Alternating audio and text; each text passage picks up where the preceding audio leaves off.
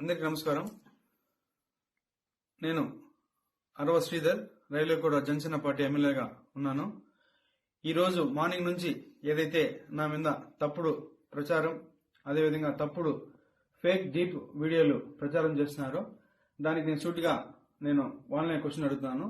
నేను 2021 నుంచి సర్పంచ్ గా 3 years కంటిన్యూగా సర్పంచ్ గా పనిచేశాను.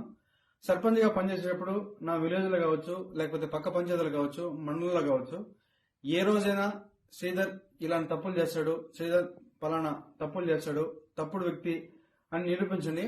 అదేవిధంగా ఈరోజు మా జనసేన పార్టీ అధ్యక్షులు శ్రీ గౌరవ ఉప ముఖ్యమంత్రి కళ్యాణ్ సార్ దగ్గర ఆయన అడుగుజాల్లో నడుస్తూ ఆయన పనితీరుపై దృష్టి పెట్టి ఆయన ఎట్లయితే ప్రజలకు సేవ చేస్తున్నాడో అంతటికన్నా కొంచెం ఆయన దాంట్లో 1% ప్రజలకు సేవ చేస్తూ నా రైల్వేకోట నియోజకవర్గంలో నేను పని చేస్తుంటే నాపైనే ఈ విధంగా దుష్ప్రచారం స్టార్ట్ చేయడం జరిగింది. ఏదైతే నేను ఈ videos fake deep videos morning నుంచి ఫేక్ అని చెప్తున్నారో దానికి నేను సూటిగా మరొకసారి వాళ్ళని అడుగుతున్నాను. ఈ 1.5 year నుంచి నేను చేశా అంటున్నారు కదా, నేను లాస్ట్ 6 months నుంచి నన్ను ఇట్లే హరాస్మెంట్ చేస్తా ఉంటే మా అమ్మ వెళ్ళి పోయి పోలీస్ కంప్లైంట్ కూడా ఇచ్చింది.